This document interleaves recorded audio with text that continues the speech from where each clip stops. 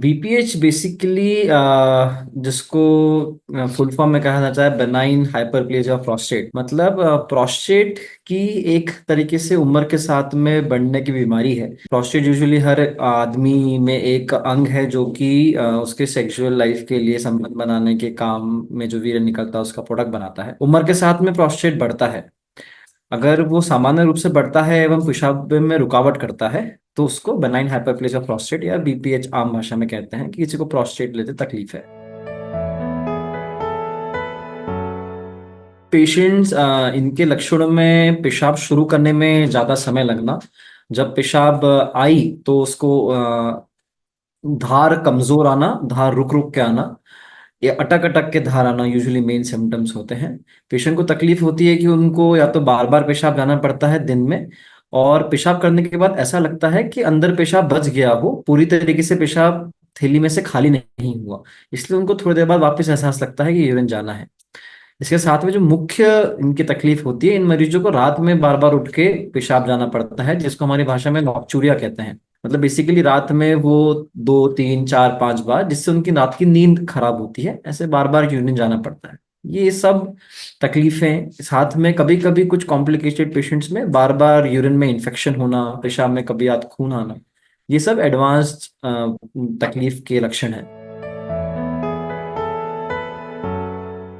आपका शरीर में जो टेस्टोस्टेरोन हार्मोन का सिक्रेशन होता है, जिसकी वजह से आदमी को दाढ़ी मूछें आती हैं, उनकी हाइट ज्यादा लंबी होती है, कद काठी में मसल ज्यादा होते हैं, ये प्रोडक्ट भी प्रोस्टेट ग्रोथ में ज्यादा कारगर महसूस होते हैं।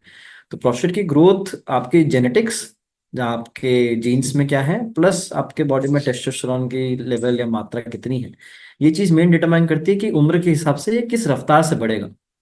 एक इसमें ध्यान देने वाली बात यह है कि प्रोस्टेट के संबंधित जो तकलीफ होती है मरीजों को, उसका सीधा सीधा एक संबंध नहीं है उसके साइज से। जो कि बहुत मरीजों को ये दुविधा होती है कि भाई हमारा प्रोस्टेट तो बहुत छोटा है, तो 30 35 40 ग्राम का ही है, लेकिन तब भी हमें इतनी तकलीफ क्यों, और किसी 70 ग्राम वाले प्रोस्टेट को इतनी तकलीफ क्यों नहीं। वो उसमें बहुत सारे फैक्टर डिटरमाइन करते हैं कि तकलीफ क्यों होगी और वो उम्र के साथ कैसे बढ़ेगा।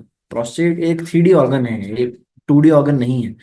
तो उसकी हाइट होती है, लेंथ होती है, उसकी चौड़ाई मपाई होती है, किस तरफ से ग्रो कर रहा है और पेशाब के रास्ते में किस तरह रुकावट कर रहा है, ये सब चीजें ज्यादा तरीके से कारगर महसूस होती हैं वो तकलीफ किस प्रकार से देगा।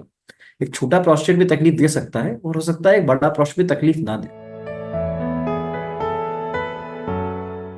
मेन इसको जांच करने के लिए एक यूरोफ्लो मतलब पेशाब की धार की जांच होती है, एवं उसके साथ में पेशाब की थैली की एवं पेट की सोनोग्राफी होती है, इसमें आपको प्रोस्टेट का साइज मालूम पड़ता है।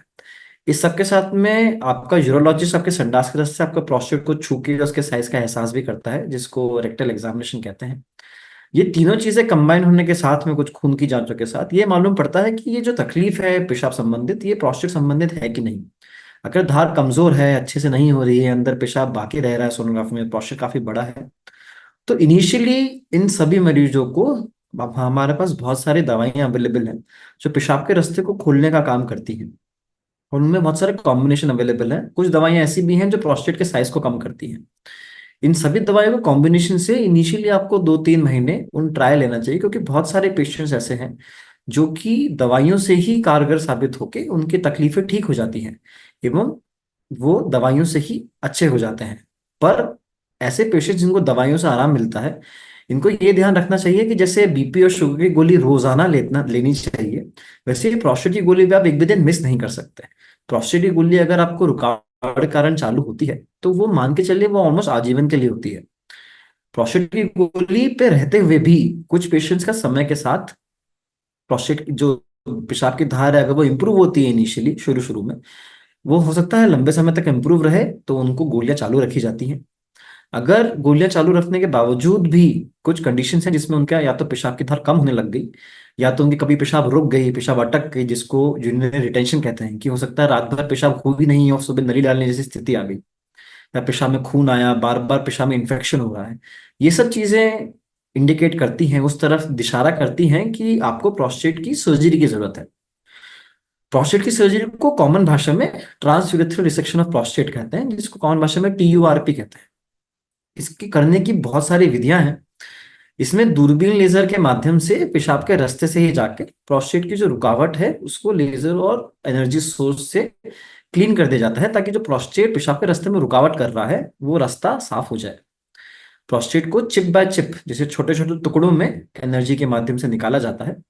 प्रोस्टेट को कंप्लीटली नहीं निकालते, इसमें पूर्ण रूप से नहीं निकालते हैं। प्रोस्टेट के बस भाग को जो रुकावट कर रहा है उसको निकाला जाता है, एवं पेशाब के लिए नली डाल दी जाती है। 2-3 दिन बाद जब पेशाब की नली निकालते हैं, उसके बाद जो रुकावट होती है प्रोस्टेट की वजह से वो खुल जाती है, क्योंकि आपने उसको सर्जिकली निकाल दिया है। एवं उसके बाद पेशेंट को किसी प्रकार की गोली या उसकी जरूरत नहीं पड़ती। यूजुअली ये तकलीफ प्रोस्टेट की almost 50 to 70 years of age के मेल्स में, आदमियों में होती है। एक बार एक अच्छा ऑपरेशन जो कि करा जाता है, उसके बाद से प्रोस्टेट की रीग्रोथ नहीं होती। प्रोस्टेट इतनी ऐसा अंग नहीं है जो कि बहुत तेजी से बढ़ता हो।